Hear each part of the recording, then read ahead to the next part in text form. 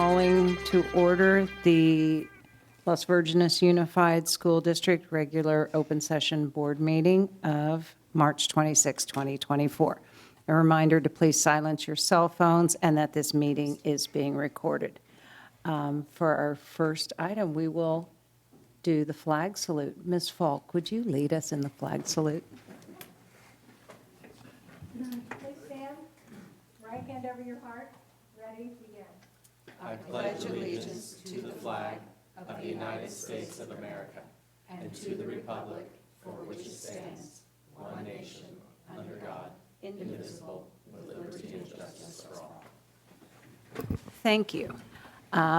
In closed session, the board had a vote of 5-0 to uphold the level 2. Approval of agenda. I move to approve tonight's agenda. Thank you. I'll second. Thank you. Student board member? Aye. Board? Aye. Thank you. We have an agenda. Approval of minutes of the March 12th board meeting. I move to approve. Second. Thank you. Student board member? Aye. Board? Aye. Aye. Staff board communication. Dr. Cypress. Madam President, members of the board, lots of exciting things happening as we head into spring break. We wanted to give a big shout out to Agora High School, who hosted the 14th annual Elka Gold's All-Star Game. By far one of our personal favorites events of the year. Absolutely incredibly inspiring to see the efforts of all of our students on the field.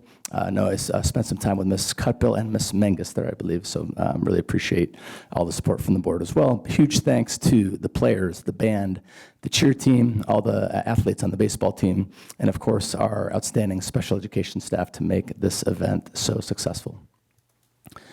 All right, Monday was Pretzel Day over here at LVUSD. Over 1,300 pretzels delivered to our outstanding staff here. We try, there's so many different ways to say thank you, and we are so appreciative of all the efforts of our team, our teachers, our classified staff. And on Monday morning, Cabinet delivered pretzels to every single member of our team in LVUSD. This year, we added a little bit of cheese sauce and mustard dip. It was a little, it was a very popular addition. But the biggest message is just thank you to all the great work that our teachers and staff do every day. All right, we had a big celebration last week over at Calabasas High School. Something Rotten over at CHS was their play, and this was not just any play. This was Mr. Garrett's 50th play. So Bill Garrett, one of the most incredible teachers I've ever had the pleasure of being in his classroom, and does such an amazing job with our students.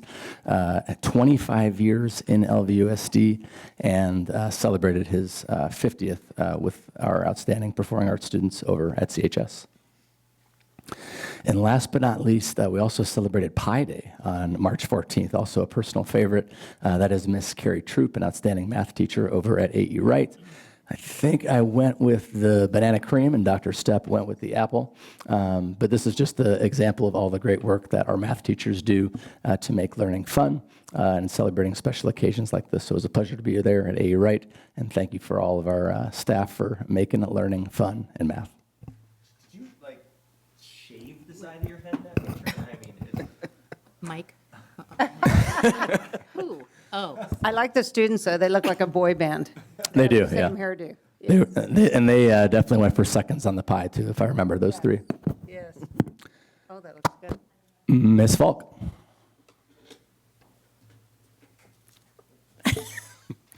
Madam President, members of the board, I want to introduce you to Farmer John. Farmer John is visiting our Calabasas High School CBI program, who has been growing a garden all year. Farmer John has come out to teach them gardening techniques, how to keep pests away, how to grow the vegetables and fruit in Calabasas, and teaching them about the soil. It's been great. I've been the benefit of some of the salads they have made, and it's just all around such a great experience. So I'd like to acknowledge the teacher, Miss Van Rivera, and her wonderful group of students who are enjoying the interactions with Farmer John. Mr. Klein. Calabasas High School. That is Calabasas. You were supposed to say that concludes staff board communication. Just teasing. Madam President, members of the board, a couple of things going on with the EdTech team. One of the things that we do every year around this time is our water conservation partnership with the Water District. And our Water District reps come out and speak to all of our elementary kids about sustainable planting, basically, and they all do a succulent planting activity, so they get to discuss, water conservation as well as have a little bit of fun, and that's always an exciting thing going on at our elementary schools. And upcoming, we have a All Abilities Month coming up here in April, so we'll be celebrating all of our efforts, all of our folks who have great efforts in special ed, and we're doing an array of activities. We're going to have guest speakers. We have a musician coming in who's going to sing to our TKers for the first time, so we're actually going to go all the way down to TK, which is going to be a ton of fun. But one of the things we decided to do this year is we decided to put together a video. And now that we have Miss Sarah Gustafson in our department, who's very big into video, a great videographer, she helped us put this guy together. This is actually us interviewing a few of our SPED team members to find out what they do and just to kind of share it out. And so we can play this for kids. We can also, the staff is going to learn a lot about what our SPED team does, and it's really, really great. So I thought I'd share some of it with you. Like the sea meets every shore, not an if, but it's a when. From beginning to the end, I am fire in the rain. Hi, my name is Joey Aldezian, and I'm a speech and language pathologist here at White Oak Elementary School in the Los Virgenes Unified School District. And my job is to help people communicate. So that comes in many different ways. Sometimes I teach people how to say their words so people can understand what they're trying to say, and I'll use maybe some speech cards or sentence cards. I also do a lot of teaching with books. So we have books over here where we can work on vocabulary, answer questions, sequence idea. Excuse me. We also can use some speech cards there. We play some fun games. So I'm not going to play the whole thing. It's about 5 minutes long. But we do have 4 of our amazing SPED team members in this video. We're featuring Jill Yadizian, who is a speech therapist, Melanie Wright, social comm, Jamie Frost, who's deaf and hard of hearing, and Yasmin Marentes, who is an ortho impairment specialist. So getting our SPED team out in front of the rest of the staff so they can see the amazing work that they do, as well as help our students understand that all kids are special and everyone has value and meaning in our district. Oops. Next slide. There we go. Ms. Chambers. Madam President, members of the board, the 3rd annual Tribute to Educators ceremony will be held on Monday, April 29th in the Calabasas High School Performing Arts Educational Center. We're excited to be able to honor our induction graduates, micro-credential completers, distinguished staff, retirees, and our 2 Employees of the Year. Doors open at 5 o'clock with appetizers served, and then the program will begin at 5:30. We look forward to honoring our amazing LVUSD employees. Ms. Davenport. Madam President, members of the board, I am so pleased to share that 6 members of our district team, including several elementary principals, attended the AXA Mid-State Conference earlier this month and made outstanding presentations. Principal Leslie Martinez presented a workshop called Play and Create to build strong staff connections. Val Louthian and Miriam Worth presented Say My Name, uplifting women into leadership spaces through mentoring and sponsoring. And Principal Tiffany Reynolds and Jessica Marshall shared insights into building a culture of resilience. Jackie Duncan, of course, was also an important presence at the conference, and we should all be very, very proud of the strong leadership skills in our district team. Dr. Gleason. Madam President, members of the board, excited that tomorrow we are graduating our 14th cohort of our preliminary administrative services credential program. Seems like just yesterday we started, and we're at 14. Also excited, spring break is a time of rest for many, but our facilities department is not in that group. They are hardworking and doing some exciting projects over the spring break, including replacing flooring at several of our schools, including Calabasas High. We're remodeling the NPR over at White Oak. We have some lockers being removed, and we're preparing several of our campuses for the solar installation. So very exciting, a lot of hard work. A big shout out to Mr. Woodmaska, Ms. Abbott, Mr. McAllister, and their whole team who will be burning the midnight oil, getting Yes. our facilities ready. Thank you. Madam President, that concludes staff communication. Thank you, Dr. Cyphers. Ms. Westerberg. Madam President, members of the board, Calabasas is getting ready for spring break. Recently, our girls' flag football team has started to practice and are excited for their game after break. We also had our bi-weekly Feel Good Friday where students could come make slime and hang out. Our spring musical was performing last week, and our performers did a wonderful job. We wish our spring sports good luck as they continue to play. At Agora, this week is a Color Spirit Week to prepare for the glow-in-the-dark pep rally on Thursday, with monochrome Monday, camo Tuesday, on Wednesdays we were pink, and class color day. Before the pep rally, all grades are coming to decorate the quad with their class color, along with music and food. Agora Improv has had their 2-show match last Friday, and Mock Trial is hosting their end-of-the-year banquet after spring break. Agora has a lot coming up in the next few weeks. Legally Blonde, the spring musical, has started tech rehearsals in preparation for their opening on April 16th. Rhythm and Choose All-Day Music Festival is coming up as the jazz band prepares to compete at Ellington in New York. There are 2 blood drives in the next month to combat the national blood shortage, and a student feedback luncheon has been scheduled for every 3 weeks to keep students updated for the end of the year. We hope everyone has a nice break. Thank you very much. Ms. Stein. Thank you very much. I know many of us went to see Something Rotten at Calabasas High, and it was just amazing. I actually saw it in New York on Broadway a few years ago, and this production would rival Broadway. The talent, the musicians, the costumes, the staging, everything is just out of this world. I don't know how Mr. Garrett and Mr. Cohen do what they do. It's just amazing. And as you said, Legally Blonde is coming April 17th through the 20th. So you can get tickets for that now.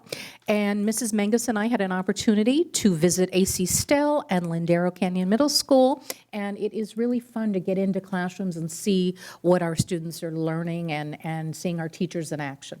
Thank you. Thank you. Mr. Lawrence. I'll be quick. The only thing I want to share, I had the chance to go visit Outdoor Ed, and it's really great to see the facility. It felt like camping, and I thought that was particularly special. The kids seem to be having a great time. I did hear one piece of interesting feedback. I don't know how we do the shuffling or the assignments of the schools that mirror together, but it was a really, I thought, thoughtful one from one of the teachers, and they said it would really make a lot more sense if the schools that are combined are feeding into the same middle school. So these kids will then see each other in a year, in 6 months now, and have new friends. And that wasn't the case the day I went there. They were opposite ends of the community. I think and that was because I think there was a cancellation or something. But I would never have thought of that, and I thought it was a great idea. So if we're not already doing that, I wanted to bring that to this meeting, if that's something we could later in. But I thought all in all, it was everyone's assessment was this was probably the best setup they've ever seen. And one teacher has been in the district for 26 years and said, hands down, better than, the dorms. And they're actually if you haven't been out there, they're actually in cabins, in bunk beds, with a cabin leader, and they're hiking to the dining hall and doing these. So it was great to see. Thank you. Ms. Gaines. I am going to pass tonight. Okay. Ms. Mingus. So several of the things that I've done were mentioned. The Elka Gold's MVP baseball game was always a special time, and I really enjoyed being there. And I agree with Ms. Stein. Something Rotten was the talent in this district is just unbelievable. But I also want to highlight I was at the foundation committee meeting, and they're going to have on June 8th, put on your calendars, they're going to have Casino Royale, and it'll be held at the Canyon Club, a casino night to do some fundraising. And they are also sponsoring our Tribute to Educators program. And if you want to do a shout out to any school or any of our employees, you can go to the website, or if you want to sponsor in their program, go to the foundation's website and you can help them out. Thank you. I'll forego comments, so that concludes our staff board communication. Moving on to comments from the audience regarding items not on the agenda. I have 2 speaker cards. The first one is Heidi St. John Landerer. If you can come to the podium, you have 3 minutes. It'll make a little ping at the 1 minute mark to let you know. Okay. And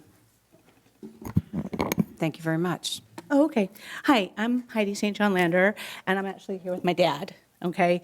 And on behalf of my brother Joshua Lander.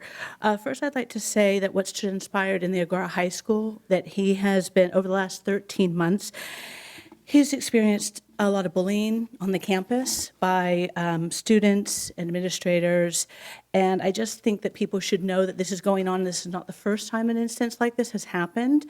And so my brother is the photography and auto technology and yearbook instructor here at Agora High School. And for the past 13 months, he has had to endure false accusations, harassment from select students, certain teachers, and even from a few of the administration, thus creating a hostile working environment. The principal has been aware of the situation and has refused to make any effort to control or stop this situation. And he's received letters from students, from past parents about what he's done for the students. He's in charge of the auto shop. He's received thousands, $100,000 of donations for his class. His class started with 9 students as an after-school class, and it's now full of 93 students, 3 full classes. He can't even take any more classes. If he was such a horrible teacher, you wouldn't have all of this, but it's just a select few who have bullied him. And he's repeatedly asked for support from the principal, for the administration. He had to divvy into the trust fund, of the school trust fund for his class to get new computers. He bought a new camera so that he could create memories for the yearbook. And he takes all this on himself with nobody offering to help him, to assist him, but instead he gets bullied. Some of the examples of the bullying are that students are making false claims. There was a student instance where they were wearing a T-shirt with his picture on it. This kind of thing shouldn't happen. I mean, people say there's bullying on playgrounds. As an adult, I find it just horrendous that you go into your work environment and you're not being supported, especially because you should be supported from the top. And he hasn't received any of this. Dad, do you want to say anything? No? Okay. I mean, my dad's been a teacher within this district and another district for over 64 years. He's never experienced this type of behavior. He does a competition for the auto shop, and where they have to take a carburetor and take it apart in less than 33 minutes. They've managed to do it under 25 minutes, and they've come in 9th in the entire country. In fact, at one competition they did, each of the students received a $15,000 grant for a school of their choice. These are all things that he does. He took them on a trip to Yosemite for the photography class. He took a week off to take them, and it was full, where the kids spent a week taking wonderful pictures. Thank you. We appreciate you coming and speaking to us. Thank you. I have 2 more speaker cards. I have a Sean, I hope I have this right, Wicca? Oh, I got it right. Good job. It's rare. Yeah. It's Norwegian. Thank you. Oh. Yeah. Thank you guys for your time today. I appreciate it. I'm actually a former student, probably 12 years ago or something.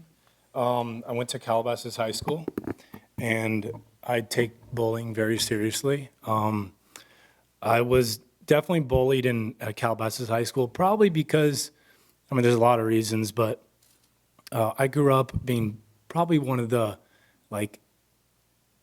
poorest kids in Calabasas High School. Had not a lot in our family, but going to that school, I mean, the biggest passion for me was automotive. I mean, I grew a strong liking to anything automotive, wanting to figure out how to fix it, modify it, everything. And here I had no money to even get a car. I rode my bike, I walked to school. And you go to Calabasas, everyone has a BMW, Mercedes, or Maserati, and I'm walking to school. So I joined the auto shop program at Calabasas High School, did that, I think, 3 or 4 years. I did everything I could in the school. I wish I went to stuff like this when I was younger. I had no idea it existed. But I did swim and track, and if you know, it's the same season. So I literally pole vaulted in my Speedo at school. I was a hard worker. And Mr. Lander taught a lot for me back in the day. And he's even still trying to help me out. I mean, just a couple months ago, he said, hey, I strongly encourage you, come over to the auto shop and teach these kids like what it is to be an entrepreneur and to run a business. Fast forward 14 years later, I actually own a shop in Agora Hills, California, and I hire 5 people, and we work on the craziest vehicles that you could think of. We actually just completed the first Cybertruck in the world to have custom headlights right here in Agora Hills. So Josh was a huge proponent in helping me be a really hard, honest worker. And I look forward to going to work every single day. I'm very passionate about it. I mean, I can actually shut work down early. I would be there working until from typically 7 to 9 p.m. I love it. I'm there every second. And he definitely helped me understand that there's jobs out there that people can become passionate about, and you could love what you're doing every day. So I know he still does a great amount of work at Agora High School. Agora and Calabasas are like 2 of my favorite cities. I've traveled a lot. I mean, I know I'm young, but I've traveled a lot, and there's a lot of good people here, and it's a really beautiful place that we're at, and I know he's making a big difference there. So thank you, guys. Thank you. And I have another speaker card for Melanie Hartert. Did I get that right? Yes. So I'm a parent. I have a child at Agora, yet I live in Oak Park.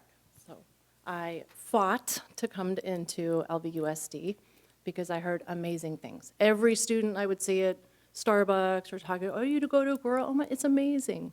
So I pushed to get in here. I didn't know anything that was going on, so my daughter does go to Agora High School, until I found a bunch of students were at my home.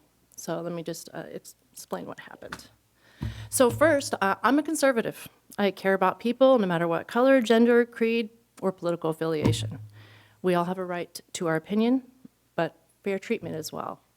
So even though I've never done or anything said or anything to the opposite side of the political spectrum, I've been spit on, flipped off, my home has been vandalized.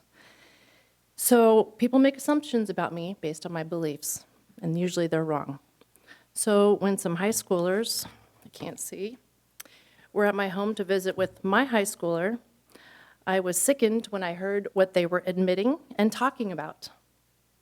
They started talking about a teacher named Josh Landerer and how their friends and other acquaintances didn't like him due to his assumed beliefs. They mentioned how they would secretly record him talking, then manipulate the video to make it look like he said something bad. They mentioned how they would report him for things he didn't do, just make stuff up and report him. From what I heard, Mr. Lander never pushed or even spoke about his political beliefs, as he thought it was inappropriate in a school setting.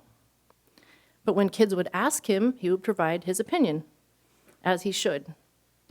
His answers were not inappropriate, but they would once again record him and change the video, using whatever AI, to make it look bad, then report him with false allegations, hence framing a teacher. So I'm in the other room, I hear the kids laughing and talking about what they're doing to Mr. Lander, and they're telling all of this. So it's not only appropriate and appalling behavior from the students, but it's also illegal. So under the California Education Code, it's a misdemeanor for anyone to record in a classroom without the consent of the teacher or administration. The Disrupt Explicit Forged Images and Non-Consensual Edits or Defiance Act allows victims to sue of those who create deepfakes or who recklessly disregarded that the victim did not consent to its making. And then, of course, we all know the Title 7 of the Civil Rights Act of 1964 says we should not discriminate based on certain factors. So shouldn't we include moral beliefs as well, which pertains not only to religion, but culture? Then I hear that even with the truth, the school administration punished and harassed Mr. Lander on a regular basis and are now threatening to fire him. Is this how we treat differing beliefs with harassment? Thank you. Thank you very much. Thank you. I have no other speaker cards. I appreciate, the board appreciates always public comment.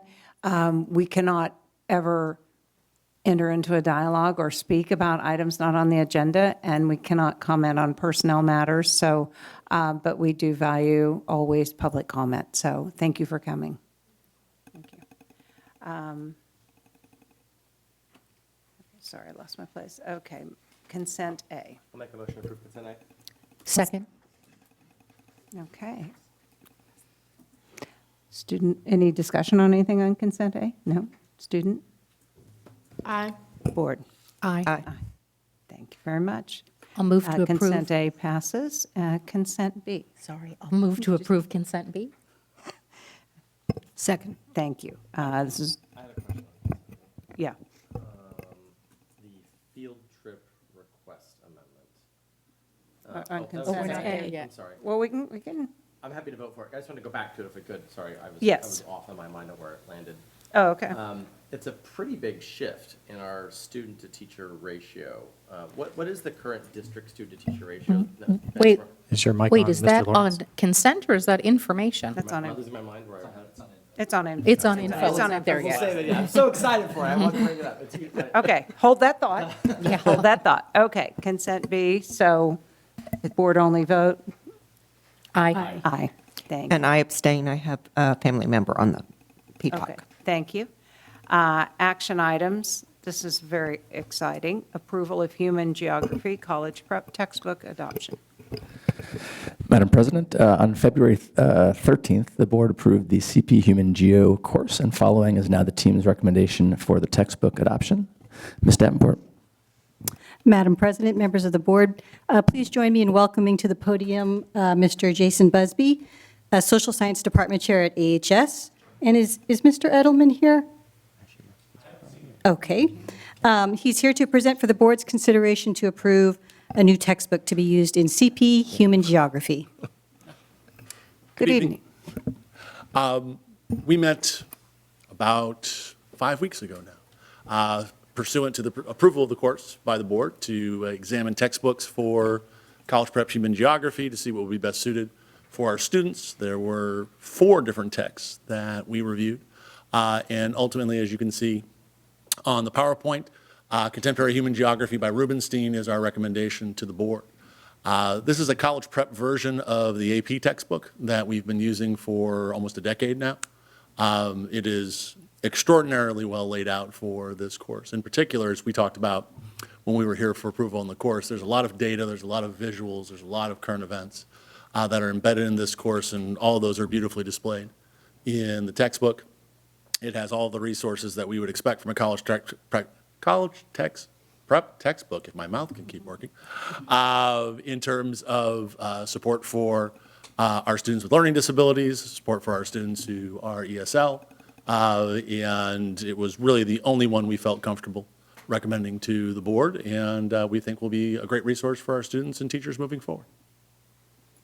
Thank you very much. I got a chance to see the book at Pathways. I was pretty excited. This would have been my favorite course. I would have loved to. We're looking forward to it. Taken this, yes. So, Mr. Busby, do you want to go through the next couple slides? Sure, be happy please? to. And so what you're looking at here is an example of one of the visuals that's there. So this is actually a lesson on different types of barbecue across the southern and southeastern United States. And so this is the type of thing that we could use very easily in the course. And for some reason, kids like lessons on barbecue. I don't know why. But you know, this whole idea of the course about placing people in place together, right? And what does it mean to grow up in a certain area?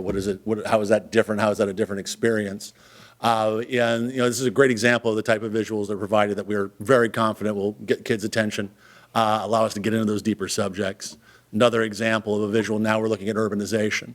Right, and what are the various consequences of living in one of the largest cities of the world, or at least very close to one of the largest cities of the world, and how that spreads out into suburbs and exurbs and things of that nature. We can go to the next one. oh, that's it? Oh, that's all I had. All right, cool. All right. And so just a couple examples when I talk about visuals and how impactful they are. That's what I mean. And we strive to have education that's relevant. I can't think of anything more relevant than barbecue, right? Not When to you're- me. Well, it's Love a it. great book. A lot of sort of laid out with great lessons, but maps on, I thought it was fantastic. And again, we've offered it at the AP level for years, and we think yeah. that it's really going to engage our freshmen, and perhaps just as, if not more importantly, lay a fantastic foundation for them as they move into world history, U.S. history, government and economics in the years to come. Right. Well, I appreciate the enthusiasm. It was nice to be in the committees where this was discussed, and I know that you all brought a lot of passion to this, and it was nice to have it feel like there wasn't like another assignment being dropped upon the weight of your backs, but like there was a lot of joy to track this down and bring something new to the students, so that's great. We're excited about the curriculum. Just technical question for me, because I'm always asking this question, because I think the book mafia that is run is fascinating to me, how that works. Are we having to buy physical books? Is this digital for the most part? What is that? So our request is a digital copy for every student and classroom sets for each high school. So not expecting the students to lug them back and forth, but have a set available for each teacher so that they want to access something and this book in a more tangible fashion, they'd have the opportunity to do so. And this book has a full digital companion version for the students, because I think they would love not having to carry one less book back and forth to school, and the wear and tear and the expenses are probably better for us. Yes, that is correct. Okay, great, thanks. Mr. Busby, thank you and your team for all the work that you've done on this. This is the new graduation requirement, Human Geo. We will be eliminating freshman seminar starting in the fall. And that brings me to my next question for district staff, is making sure that the course catalog and the high school websites are updated, and that the high schools have all the information on new courses, new graduation requirements, and other new courses that we have approved this year as well. So thank you for that. Does everyone know freshman seminar is going away? I was just shown numbers of our 8th graders enrolling this morning. I don't think they're 100% complete yet, but they're very close. And so we have more than 300 students enrolled in both human geography and college prep human geography. That's not counting anyone who may be taking it in summer school. So at least 300 plus are aware. Okay. Yes. Okay. So do I recall, was there an honors class, or it's college prep and then AP? It's college prep and AP are the only two options. And the AP book is set? We've been using the AP It's the version of the AP same version book of this for book, quite some right. time. And again, we've had a lot of success with that. Great. So, And this will be offered this summer for summer school for students. that is my understanding. I'm not teaching summer school, so I'm not. Okay. Can I hear? Make a motion to approve Thank the human geography college prep textbook adoption. I'll second. Thank you. Student board member? Aye. Board? Aye. Thank you. Thank you very much. It's always exciting to adopt new curriculum, especially for a new course that we're very excited about. Okay, and moving on to information items. Agora Pool Design Project Overview. Speaking of things we're excited about. Yes. Dr. Gleason. Madam President, members of the board, have the clicker over here. Mr. Klein, just need to pop the slides up if you don't mind. Sorry. Poor Mr. Klein is spinning 4 plates all at the same time. I appreciate you. All right. So we have been working for several months ever since the passage of Measure S on a Series A project.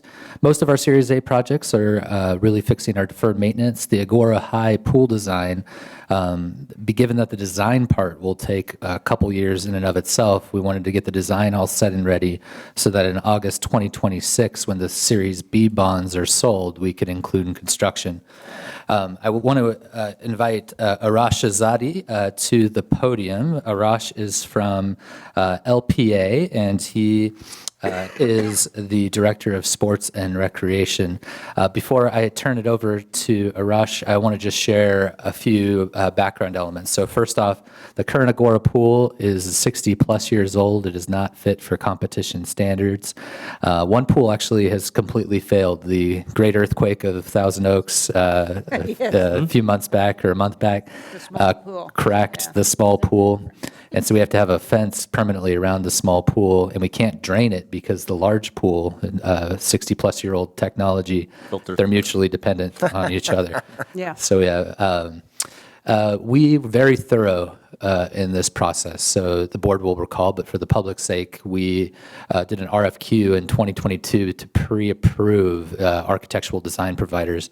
We then sent to those that were selected by the board in that pre-qual process, we sent a request for submittal of a proposal. The facilities committee then interviewed 3 firms and then did a second round interview with the selected firm, LPA. LPA then walked the site and provided an initial design consideration that Arash will go over more tonight. I'll just share with you, this is, as our facilities committee members know, this is a tricky process because we have a design team trying to show us what they can do without getting over their skis, telling us too much about our district before learning it. But we were very, I think it's fair to say, and Ms. Kuppel, Ms. Stein, please tell me if you disagree, that we were, the committee appeared to be very impressed with the level of preparation, but also humility to try and understand who we are. We are going to show some of the initial, we'll share the proposal as it was shared to the facilities committee tonight. But of course, the board knows this, but for the public's sake, you wouldn't want to take any of these slides and put them in a publication, because we are sharing with the board tonight the facilities committee's recommendation of LPA, and then the real work begins of stakeholder feedback. And that will then help determine also cost, of course, what the final design looks like. But given that we have 2 years until the Series B bonds are sold, and we have 2 years of design ready, we're very excited to see what will happen when we put the first shovel in the ground in late 2026. Dr. Gleason, if I could just add for all of our thousands of viewers that Calabasas is also slated for a remodel further down the line. Yes, absolutely. So Calabasas, we love you too, for those watching at home. And of course, we had to look at both pools, both programs. It would not have been wise, just for the public watching, the board knows this, to have both pools offline at the same time. And so it's likely that right now, of course, we're always reevaluating this, that the Calabasas pool design will be a Series B, and then the Calabasas pool construction would be a Series C or D. I'm channeling my inner Dr. Stepanowski tonight, who would say, I'm pretty confident that the Calabasas footprint, the geographical footprint, cannot handle the same type of facility as the Agora facility. And so Calabasas is getting love in other ways, but a new pool is on the docket. And they are going to have a lot of construction going on starting this summer with the H building finally starting to tackle. So we wouldn't want to overwhelm that campus with construction. Calabasas major projects, solar, and the H building. A lot happening there. A lot. That H building, yeah. All right. Okay, so, thank you. Yeah, so just well laid out. Thank you, Dr. Gleason. So even though there are designs here that Arash is going to talk about, they have not designed it yet. We're entering the design phase. Yeah, and so I know, of course, the board knows this, but the public might wonder why we're not asking too many questions on the design shown tonight. If we don't show the designs, then it's hard to show what's conceptually possible. Right. Simultaneous to that, though, these are just initial pictures that were part of the second round interview before we did not give them a lot of feedback yet. They did a site walk, and we wanted them to show us what was possible. Thank you. And with that, I'll change slides as you share with me. I appreciate you being here tonight. Absolutely. Well, thank you very much. Some of you we've met, some of you we haven't. Thank you so much for allowing us to be here tonight in front of you and share a little bit about the process we've been through so far. I really do want to reiterate this. This came about as basically 2 hours of time, right? We met 1 hour in an interview where we presented and talked, and then 1 hour of site walk. So these are really ideas where what's possible, it is not what's going to necessarily happen. So thank you very much. A little bit about the background. We were asked initially to come and share a little bit about our experience. LPA is one of the largest education firms in the state and certainly the country. We are also one of the largest sports firms in the country. My role as a principal in the firm is Director of Sport and Recreation, so this is really all I do. Aquatic facilities, recreation centers, stadiums, and so on. So just a sampling of some of the projects on the screen, everything from doing test fits and initial concept ideas for USA Water Polo and USA Swim, all the way down to community recreation pools. But a lot of the ones you're seeing here are collegiate and K through 12 competitive aquatic facilities, very similar to what you have. So we'll go here. So when we start the process, we look at really what is the setting? What are we had a principal in our firm. We always referred to it as the gifts of the site, and we just latched on to that. And so every time we come to a project and come to a facility, we look at what is inherent in that facility. What are some of the gifts that we can grasp onto and carry through? One of the first things that jumps out at you as soon as you go onto the campus is these amazing views. There's topography on the campus, which is great and also provides some opportunities, but really looking at the distant views, the close views, all of those things really create an amazing setting. While the campus is fully developed, there's still quite a bit of open space and areas within the campus that give us opportunity to really evaluate how these proposed facilities can fit into that template. We do work all over the country. If I was standing in Texas right now, we'd be talking about a natatorium. Luckily, we're not, because those are way more expensive. But climate is a key aspect of this, and the opportunities that provides us to be able to do an outdoor facility and to really take advantage of some of the things. As a water polo player, getting in the pool, when you did something wrong, they make you sit on the deck and you freeze, and then you jump right back in. Those kinds of climatic things that provide a lot of opportunity. Pride of place. As we develop facilities like this, really how do we make this uniquely Las Virgenes, uniquely Agora, uniquely this campus and part of this community? And then creating really that culture of excellence and celebrating your achievements that you've had so far. I think the board overview shared a little bit about the challenge with the facilities and how amazing your teams have done, even with those limitations. So creating that and celebrating that culture of excellence. Some of the priorities that were shared with us, these are images of us on our site walk. We walked with many of your staff and leadership, and we talked about a competition pool. Now, you're going to see 50 meters and you're going to see 52 meters. That 2 meters, it has to do with a bulkhead. So your competitive is really a 50-meter pool. That 2 meter can be dictated by the bulkhead that you put into it. Home for a CTE program, new locker room facilities, new restroom facilities, team rooms, et cetera. Parity, really looking at a Title IX perspective on this. How do we support all the needs? Improve site circulation. You'll see a little slide about that in just a moment. Connection through the campus, from the north portion of the campus to the south portion of the campus. And the infamous mound. There's this massive mound that we walked over, and we actually, I think, might have even parked on portion of it. And taking that away and creating a more developable area. Bye to the dirt mound. Yes. I promised Julie that mound would go away by the time we were done with our project. So again, looking at the sites, even at this very early stage, the first thing we look at is what are some of the opportunities and how do the climate and our environmental conditions impact what we do. When you look at sports facilities, things like orientation are probably one of the most critical things you can do. If you've ever played a soccer game, you'll never see a field go east and west because you're obviously looking at the sun in one direction or the other, and that creates an advantage. Looking at the building and the placement of the building and whether we place that northeast or south, east-west or south and north can really impact the energy use in that facility. The views that we all talked about. And then when you're building an aquatic facility, and I talked about sitting on the deck and freezing, the winds and the breezes that occur and how do we mitigate those or take advantage of those as may be needed.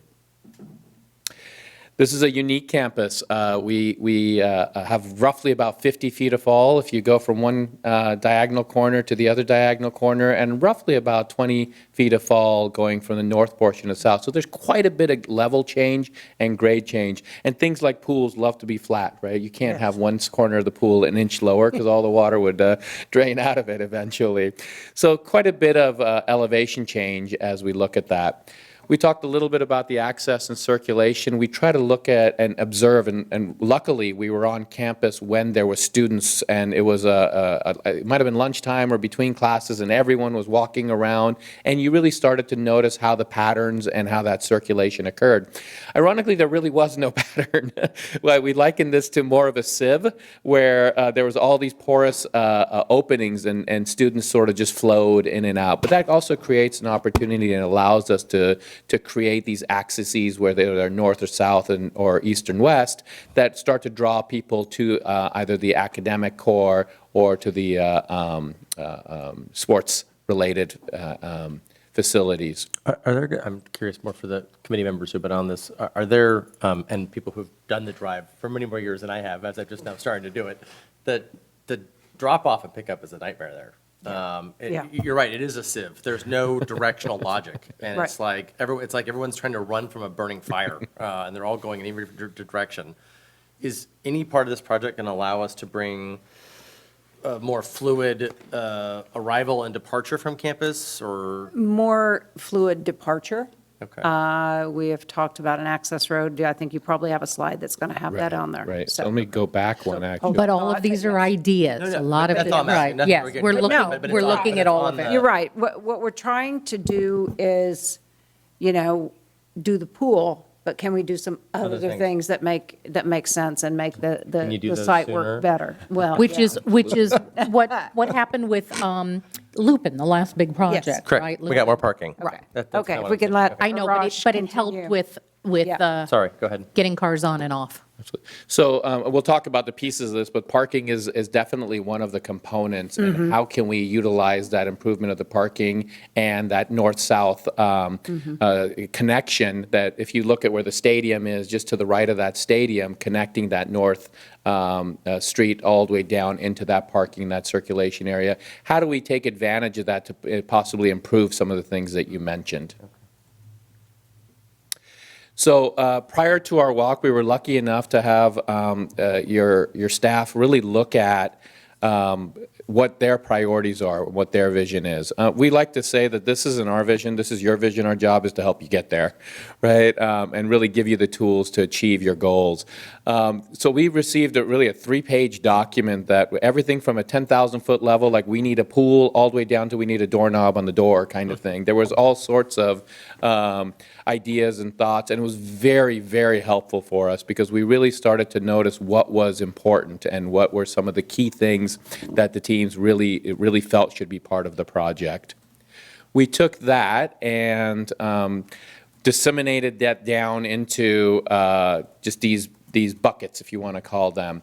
So removal of the existing pool and support buildings, creation of this new 25 by 50 or 25 by 52 competition pool.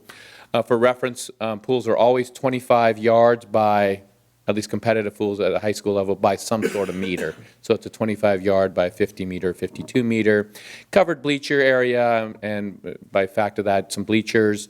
The parking component of this and how much and where that parking goes will be decided. That north-south access to Thousand Oaks Boulevard. Athletic training facilities, this is the piece that we really are going to spend a lot of time. The pool is relatively easy. You understand the program of that pool, especially when it's partially dictated in terms of the size. But when we talk about that building, what is in that building? A lot of it is code-driven. When you have a pool, that body of water dictates how many restrooms and toilets and sinks and drinking fountains you need to have. But beyond that, those portable buildings and your CTE programs and sports medicine programs, and then looking at, this is a future forward-facing project where really looking at the idea of locker rooms and team rooms and what are some of those trends that are going to allow this facility to be a little bit more enduring. The training 27,000 square feet. Yes. Sounds like the size of a gym. But is that just for water sports, or is No. that? So that's all the components that we just mentioned here. So it would have all the locker rooms, restrooms, All sports. team rooms, and really that is part of what we need to validate as part of this process. Is that shrink? Does that get bigger? This was, again, us in a vacuum. We took the number of these and said, okay, let's put arms around something, and came up with this 27,000 square feet. But again, this includes the sports medicine classrooms, the kinesiology classrooms, then pool-related things as well, like the pool equipment and the storage areas and all of those facilities. But that is the piece that we're going to probably spend the most amount of time really refining and defining as part of this programming effort. And really quick, will the access road be impacted by the pool design? It could be. So we'll show you a little idea of where we felt the pool could go, but where that pool is placed, will dictate how many buildings may need to go away, how many buildings may need to be adjusted, how much of that parking lot goes away, how much of that dirt mound we can use, and how much of it goes somewhere else, and then that access road specifically. I'm going to put my CBO hat on here just for disclaimers. What I'm about to say might cause heartburn, dizziness, and digestion, but important to say, when we talk about access road, it could be a $10, $15 million road. And if that's the case, we'll have to, because there's significant grading, and then you have ADA access right through the middle of campus. And so just another caution, I know I said this on the front end, it's mostly for the public that are watching. What we're sharing tonight are not promises, we're sharing a scope of work that we asked LPA to speak to, knowing that we have $600 million of projects and only $340 million, which we're very grateful for to initiate those. And so we have to identify priorities. One thing that was not, we talked about when Measure S was passed, how CTE classrooms were a really important part. And this was a concrete way to attach what is a very robust sports medicine program to a new sports facility.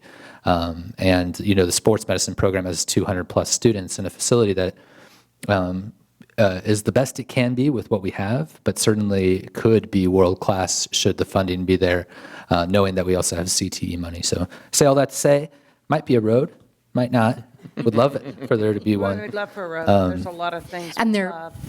And we'd love facilities for student programs and classes before a road. So we're going to balance all that. And there may be best we can. There may be state matching funds to some of this, so that is something that will be explored down the line as well. And for the board and for the public, one of the things we're going to work closely with LPA on is potential phasing of a project like this. So if we want a pool and then maybe a road and then potentially a broader sports complex, that might be a conversation of a Series B, Series C, Series D layering so that we can make sure we have the needs of all campuses. Also knowing that we have north of $50 million of state match eligibility as we speak, so that could also create some layering. So, and now back to our regularly scheduled program. Absolutely. Please interrupt me. I joke that as designers, we like to talk, so please interrupt me whenever you need to. And I will say we do projects, as I mentioned, everywhere. Your CTE program and the passion and the involvement that you guys have there was very impressive, and the amount of athletes you have for your campus that are involved in your programs was very impressive. So it as a sports guy, it kind of made me smile. So kudos to you on that. Any more questions on on sort of this dissemination of the pieces or possible pieces?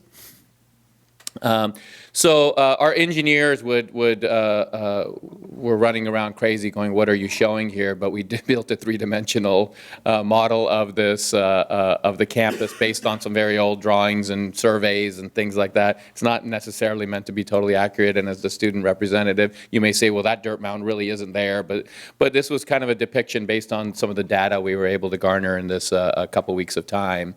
So we looked at the pieces here of that one single tennis court potentially going away, looking at those CTE classrooms and some of those portables and modulars and how those may be impacted by that dirt mound, and then obviously the pool complex itself and some of that circulation and access that goes with it.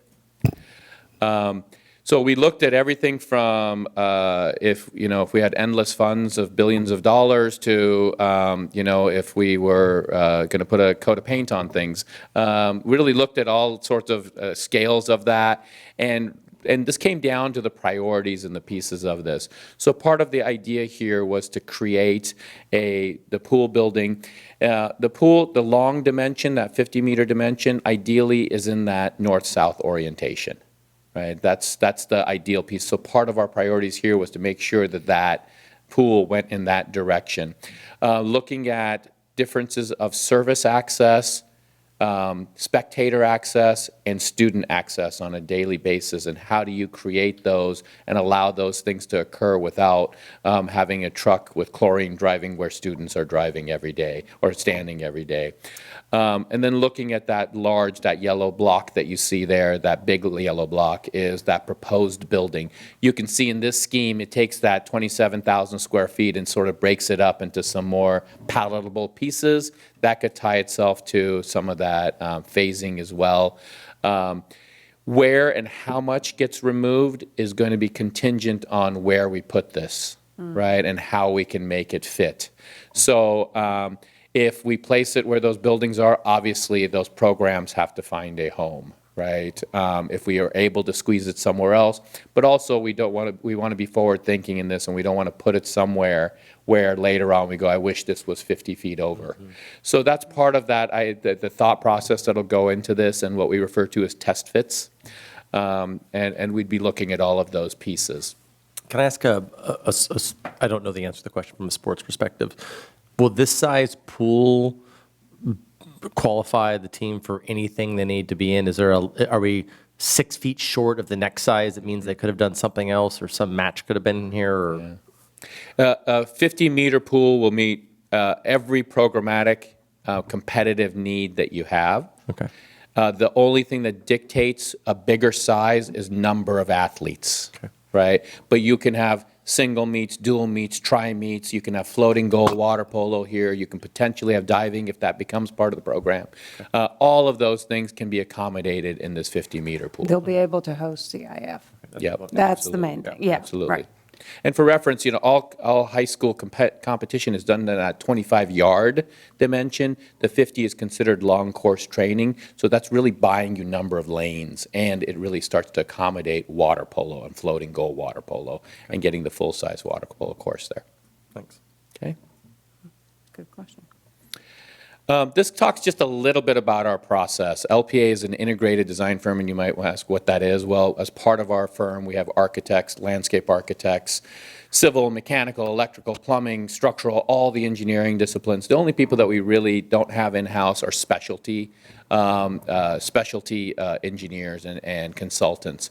So our idea here is that the more you have those folks at the table at the beginning, those are when you're able to make those decisions. Your ability to impact a project is the greatest at the beginning, and that cost is the lowest.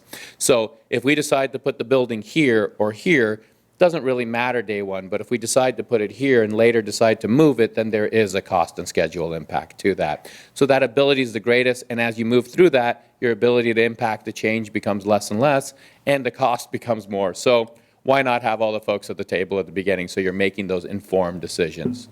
So we call it an integrated process and oftentimes an informed process. Thanks. There's two things I always get scared. One is showing schedules and one is talking dollars at the very beginning of a project. And we've probably done both on this. But looking at the overall schedule and looking at a process, many of you may have been involved in this, but we'll go over it anyway. Apologies if this is repetitive. But we really start to look at the inception of a project. The first piece is this, what we call pre-design and programming. This is where we meet with your stakeholders, with your teams, with your folks. We look at the sites. We look at everything from utilities to how many students and all of those things, and develop what we call a program. We start to refine that test fit that you saw, maybe throw it out, or maybe look at a new one, or maybe say, this was amazing, let's just keep going with this. And we start to develop that program and those test fits. Once we know essentially what it is that we want to build, then we start getting into the drawings, as we call it. And that first process is schematic design. That pre-design can go as quickly or as slowly as you need it to go, right? Depending on how many times we engage, how many folks, and the abilities to make those decisions. But typically, that's anywhere from 2 to 3 months of time. In that, we do a lot of due diligence where we're getting topographic surveys done, and there's things that happen behind the scenes that take months of time to do as well. At the end of that 2 to 3 months pre-design and programming, we'll do what we refer to as a ROM estimate. It's a rough order of magnitude. This is, I like to put it as, how many zeros do we have on the project, right? And that's where we're able to make that initial decision, at least the big decision on how big of a bucket this really is. From there, we go into schematic design. This is where we really start to design the facility and look at all the pieces. At each one of these key milestones, we would do a cost estimate validation. So we're not getting to the end and going, oops, we're over budget. Oh, wow, we could have done more. But it allows us to make those decisions at key milestones and move forward, so it is an iterative process. Schematic design is about 2 to 3 months. Design development's about 3 to 4 months. Construction documents is where we're really sitting behind computers and drawing and drawing and drawing. This is where all the details are developed. Then the piece that we don't control is the DSA component of this, and we've allocated roughly about 6 to 8 months of this. It depends on how busy they are and who you get. We do have entitlements coordinators in our company that their sole purpose is to work with DSA on projects like this, so it'll go as quick as it can. And then roughly about a 2-month bidding process, and then construction, depending on what we build. Right? If you build this much, it's shorter. If you build this much, it's more. But roughly about 1.5 to 2 years of construction to build at least what you had seen on the screen, depending on what we find out as we go through this process. Any questions? Facilities Committee felt very confident that Very thorough. LPA will help us to realize our, what we can do for this site. So we really appreciate the thoughtfulness they've already brought and understanding the site and the needs and It's very exciting. the Thank you. limitations. It's very exciting. Thanks. So, thank you. Thank you very much. Thank you for Appreciate being it. here this evening. Have a good night. Very much Thank you. appreciate it. Have a safe trip. Moving on, revision to Board Policy and Administrative Regulation 1250, visitors, outsiders. Madam President, staff is looking at BP and AR 1250 as it relates to the safety and security of our campuses. Ms. Falk? Madam President, members of the board, Board Policy 1250 was last updated in 2001. The corresponding AR was updated in 2019. The proposed policy and regulation updates include how to handle the presence of a registered sex offender who's requesting access to our campuses, and the processes schools must follow when outsiders or visitors request access to a campus. And some of those include making sure that all visitors are registered in and are escorted around campus when appropriate. Thank you very much. Any? Ms. Falk, are you updating the AR as well? Is it, oh, it's here? Yes. Okay. Got it. Okay. I thought it was random. I was curious about it. On the list of people who were not outsiders, it said an elected public official. Correct. That struck me as being a little odd, because if you're a city councilman from Point Because there's- Hueneme, you could walk onto one of our campuses without having to check. Well, So you can't walk on. What this is doing is differentiating between who they call visitors on campus versus who they call outsiders. So they would consider per ed code that a person who's a congressman within the area isn't an outsider as much as a visitor. So they differentiate that. We don't. We treat everybody the same, but they do in ed code. I get our congressman, the language was so broad, an elected public official. Correct. There are a lot of elected public You officials I wouldn't would want not on a let, campus. who are probably also sex offenders, actually. So, I mean, I can think of one who is a sex offender We who would was trying catch to run them. for office. We would catch them because we scan everybody in. But if you notice that our policy, a little bit different from the CSBA in the sense of we're putting visitors and outsiders that have to follow the exact same process. And Okay. that it just Right. includes. okay. Seems pretty straightforward. Yeah. Same. Any other questions? Okay. Thank you. Moving on to Administrative Regulation 5131.41, use of seclusion and restraint. Madam President, members of the board, currently CSBA does not have a BP in this area. They do have an AR. Las Virgenes does not have a BP nor an AR, so this is new for us. And this really defines the use of seclusion and restraint. Seclusion being your ability to keep a child away in a room by themselves and what process school officials have to follow. And restraints outlines how and when staff members can put hands on students, and it's very clear. And those of you know, we make our staff go through CPI training, which follows the seclusion and sequester and restraints. So this proposed regulation includes the definition of seclusion, the definition of restraints, what types of restraints can be used, when they can be used, and when you're isolating a kid, what policies you have to follow, such as you need to have eyes on a student at all times. Sorry, go ahead. No, go ahead. When I read it, was I reading correctly that this policy does not pertain to our security team? Correct. Right. So they fall under a different set of, they are allowed to restrain in certain cases, and they have a different set of guidelines for that. That is absolutely correct. This is for school staff only. Great.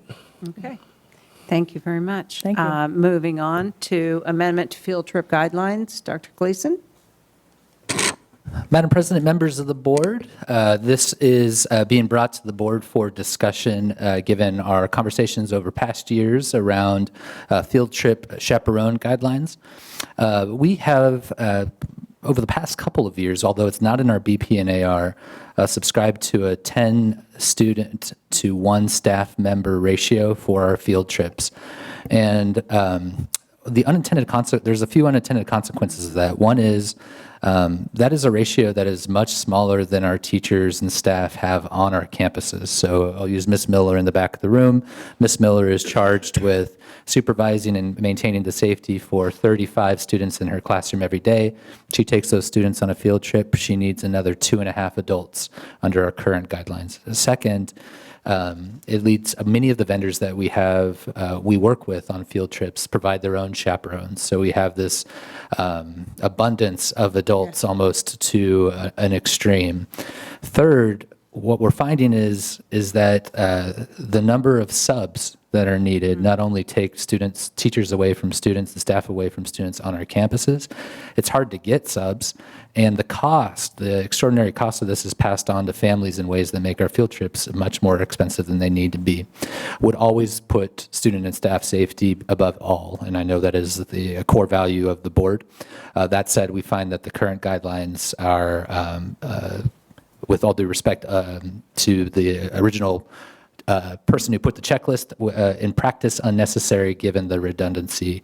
I reached out to staff, principals about this change, and should it go forward, there's universal and unanimous support because it is hard to implement and also exceeds what we have on our campuses. I think you're understating it. I think that some of them said they'd be over the moon. I am understating it, I agree. Yes. Discussion. So What is the current number of the district staff to student ratio? So the reason I use that language as opposed to the number is it varies by grade level. So TK is 12 to 1. So that makes sense right now, and it'll soon be 10 to 1. So that'll maintain. Whereas when you get into lower elementary, it's 25 to 1. And then lower elementary, it's 29, 30 to 1, and then it's 35 to 1 for secondary schools. So we would just sustain, the theory there would be, if the board agrees, that the staff ratios that we use to keep our students safe on campus are mirrored when we have extracurricular activities, but also knowing that the vendors provide chaperones at their thresholds as well. Right, these are for overnight field trips. Correct. So elementary, it's really more for middle and high school. That's right. Do we still allow parents to be official chaperones? We do. Ms. Falk, I'm a little rusty on the field trip guidelines ever since moving over to business services. But I know we have staff guidelines, but I know we also allow parents to participate as well. Officially chaperone, right. But our policies are around staff. And if we have students of multiple genders going, that we have staff of mirroring genders going to make sure that everyone's protected. And Ms. Games, yes, we do have parents who go on these field trips. The problem As is chaperones? Yes, as chaperones. The problem is and we do on these overnights as well, but the problem is with these overnights when they're taking, a tremendous amount of students, it leaves the school sites with, a third of their staff is gone, or sometimes half of their staff is gone. So getting subs is very hard, as Dr. Gleason said. And they have counselors, staff that are assigned to groups of students at Yosemite, at Catalina, those types of trips. Right, no, I was just saying that if we raise or lower, depending which way you look at it, the ratio, a teacher could get some parents to help fill it. Absolutely. Right. And we used to do this. This was changed in the last few years, and it's becoming a barrier for. So the reason we I mean, it's brought- been this way for a long time. It No. predates me on the board. We haven't changed No, it doesn't. It did. Yes, it was with you on the When board. did we change it from? It was when Dr. Finneran was here, I want to say a couple years before she was promoted to superintendent. It was an important conversation coming, I think maybe it was pre-COVID. We had a discussion back in the day about there not being sufficient actual supervision of our students on some of these field trips, specifically making sure we had both genders covered. Right. And it was the exact opposite. It wasn't let's triple the amount of students per I mean, I'm a little uncomfortable with going to 35 high school students per one district employee, whereas right now it'd be 4. I mean, we're literally peeling 3 off that. I don't love that idea. I also don't love that this does not mandate that if it's a male and female situation, that they both be district employees.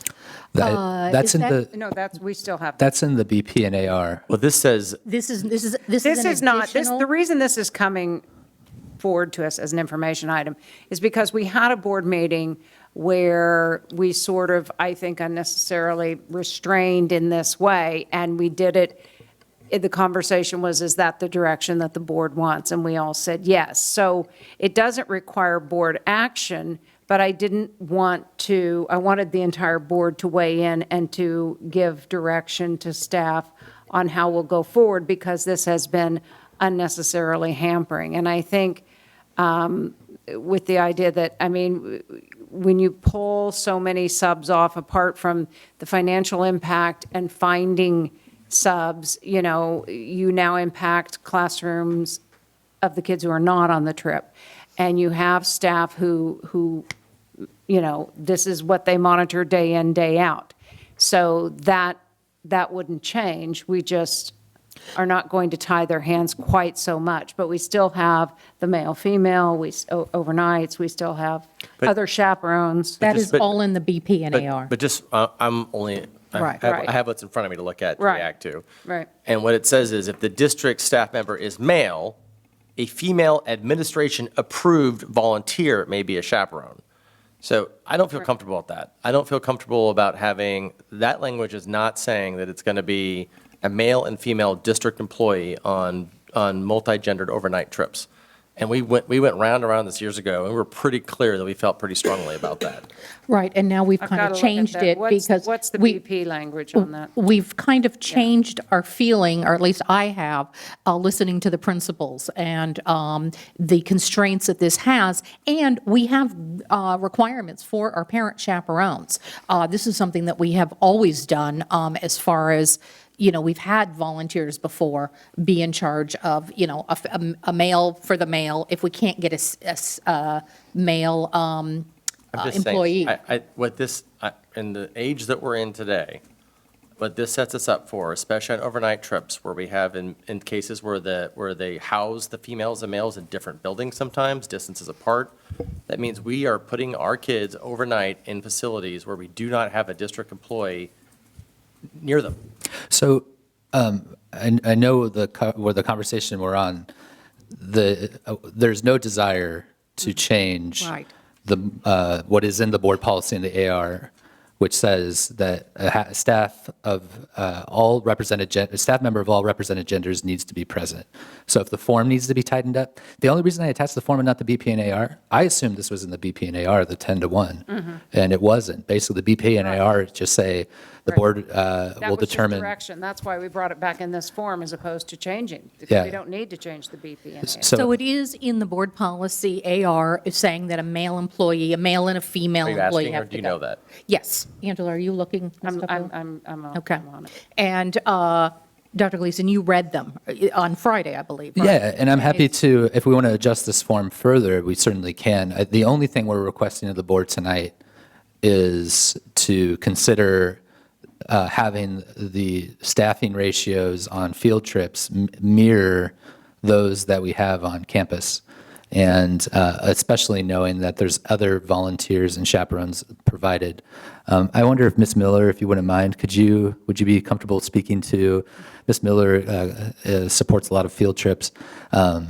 when we go to Yosemite or an Astro camp, what that chaperone level kind of looks like, just to help inform the board. I appreciate. So Dr. Gleason, before she speaks, so you're saying that to mirror the class ratio, that's the district or staff member, but we would have other chaperones? Because I agree, 35-1, if you're taking them out in New York City is, But we're not requiring it. So it's but you're saying one district employee staff is all that's at the required. 35-1, but maybe with language, but there should be other But that's not required. chaperones. So we could, in your analogy, we could send 70 high schoolers off to New York City with only 2 chaperones. No, well, No, because but I think that's when what I'm that saying, would that- come to the board, we would say, wait a second, how many parent Right, chaperones? or other are there? language saying, but there should be other supportive chaperones. But you're saying this is defining district employee chaperones. So maybe on this form, hi, Ms. Miller, maybe on this form, we can say when, somewhere the board is going to want to know that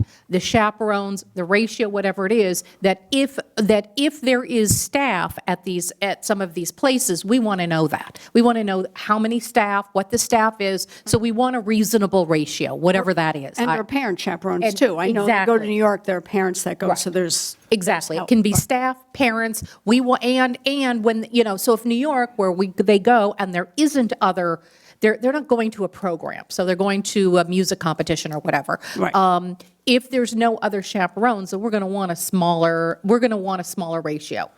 Absolutely. And the board has done this in the past. The BP and AR speak to water activities needing to Yes. have consideration Right. for That's right. higher ratios. So absolutely, I completely understand the desire to ensure that the context of the event has the appropriate ratios. Exactly. But Ms. Miller can speak to, if you agree, how those ratios manifest when we, at AE Wright and also on trips. Sure. So I can speak to all middle schools, actually, because when we go on our overnight trips, there is abundant staff and counselors there that are more trained than we are with CPR, lifeguard, first aid, and they have their ratios, and usually they're between, they want 14 to 16, sometimes 17 per group, because it's one of their staff with one of our adults, and so that's actually a better ratio than what was in the checklist before. But when we take the actual 10-to-1 ratio, someplace like Astro Camp, we have 4 extra teachers, and subs are very, very expensive for 3 days. And that cost is put back on to the families because the staff they don't pay their own ways, which has a real effect on the prices at the families. And every year, the price goes up and up and up, as do sub costs.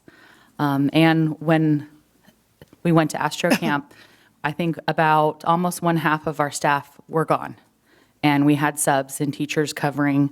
And if you're thinking it from an outside perspective, if something were to happen, half of the adults on campus are subs and don't know what's going on in emergency procedures. Why don't we send subs on these trips? Well, they don't know, they're not going to go overnight. And they don't- That would be even more Yeah, that's expensive. more expensive. And they don't know You the got to pay kids them and that- 24 hours. Yeah, it's So also, I want to speak to the parent chaperones. There are waivers that we do have to fill out for the district. And we that have includes- requirements for them and a list of and background checks and all of that as well. just to confirm with the board, I'm looking at administrative regulation. I am too. 6153? I don't want to steal your thunder. Go Oh, ahead. sorry. Yeah, we're on there. Okay, yeah. I'm looking at the AR. Somebody read it. So, Ms. Capil, Madam President, do you want me to read it? Do you want to No, read it? go for it. Number 7 on that says, district employees or administrative approved chaperones of the same gender as the students must be housed at the same facility in close proximity to the students they're supervising. See, So- but So that requirement's there. But that requirement does not require 2 district staff. That wording is not how we've ever had it in this, have we talked about it? District employees or administrative approved. Administrative approved volunteer. Administrative approved chaperones does not say the word volunteer. Okay, I'm reading so are we? But that's what we have now. So we can would you, if the board's pleasure, we can. I would just feel comfortable knowing that if there are men, women, boys and girls going to an overnight field trip, there is a male and female district-employed staff member on that trip as well. For the slew of litigation issues we could have with all the things that are in the world that are out there, I feel like it's appropriate to have. You want to speak to that, because I think what you're going to say is that will be hard to find, for instance, a male staff member for a CJSF trip. Yes, Yep.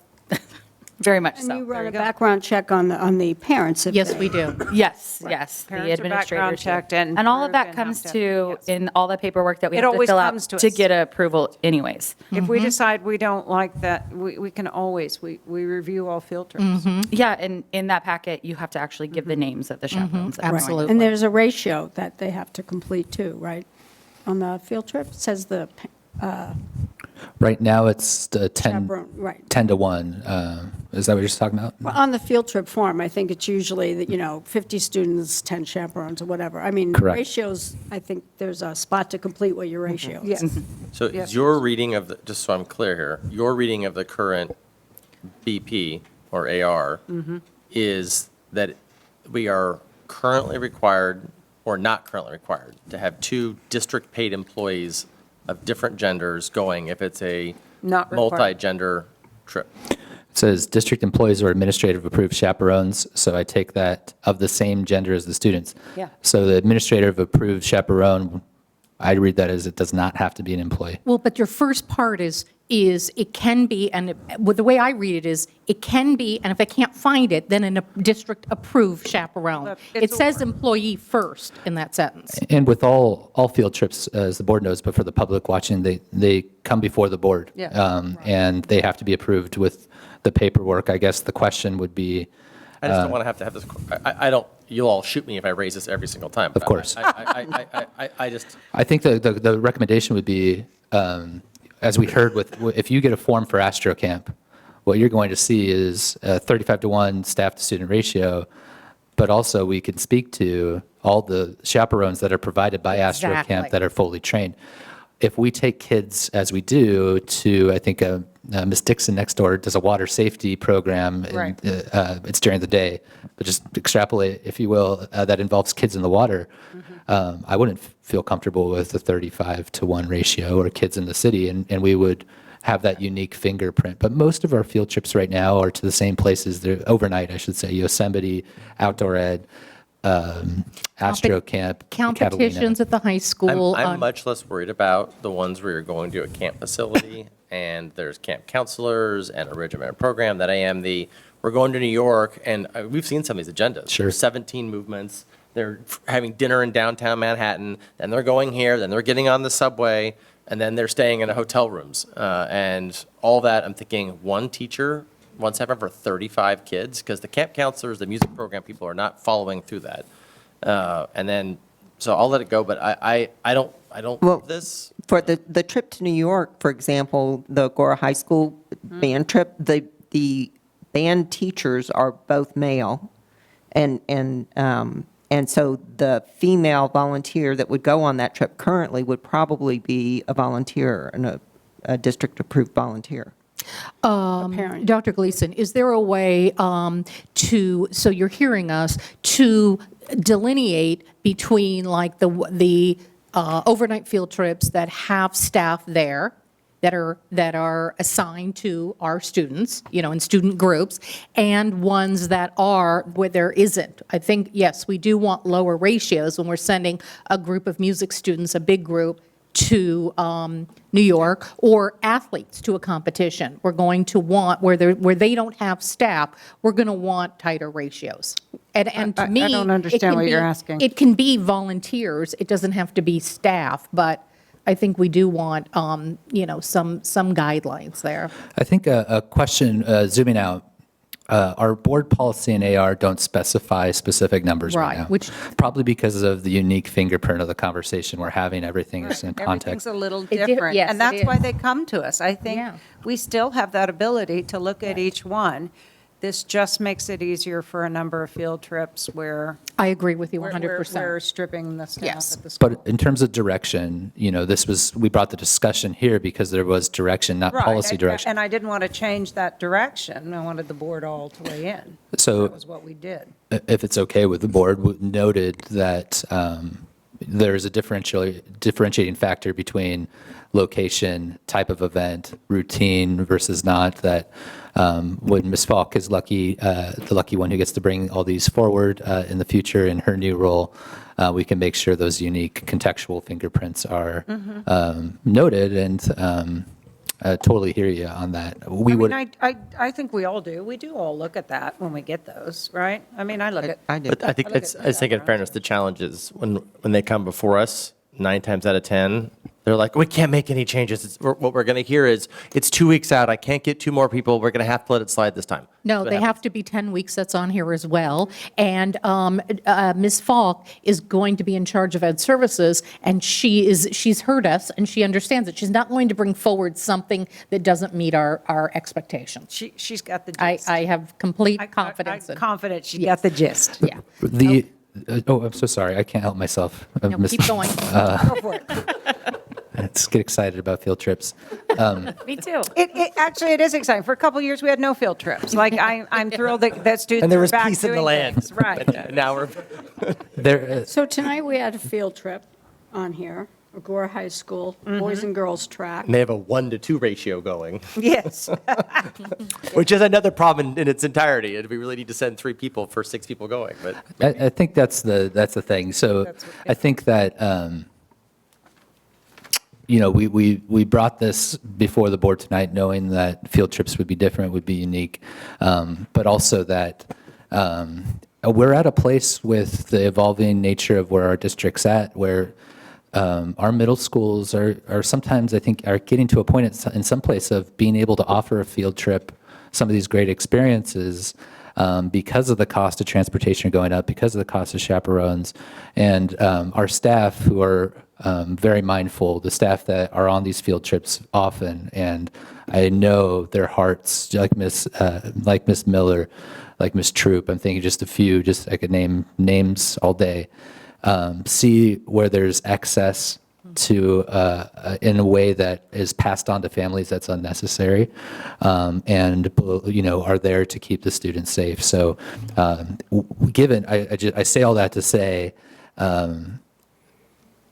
before these field trips are brought before the board, the staff has to determine if they're feasible under the budget, and part of that feasibility is the chaperone ratio. So knowing that this can be a discussion item will help determine if, when brought to the board, they can be brought forward. So the only other comment I would make is, I think the language you have is very unclear on that bullet. Chaperone to student ratio should be equal or less than the staff student ratio for our schools.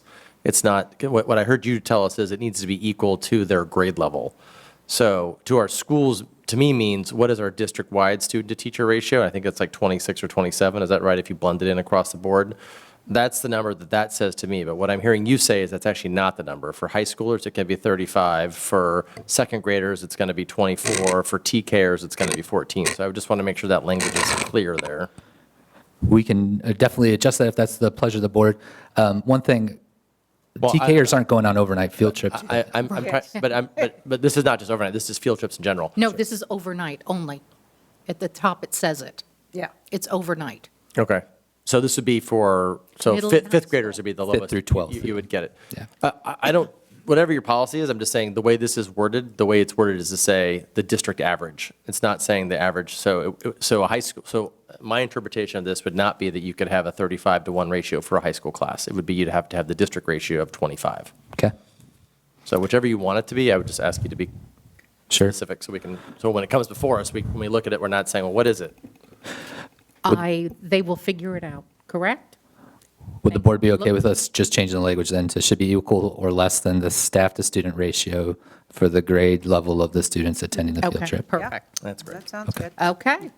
Great. Thank you. And it does say on the field trip form, number of district chaperones, Yes, number of it does.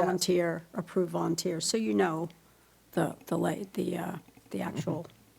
I'm very Chaperone. confident this board will review all field trips Exactly. with great attention to detail.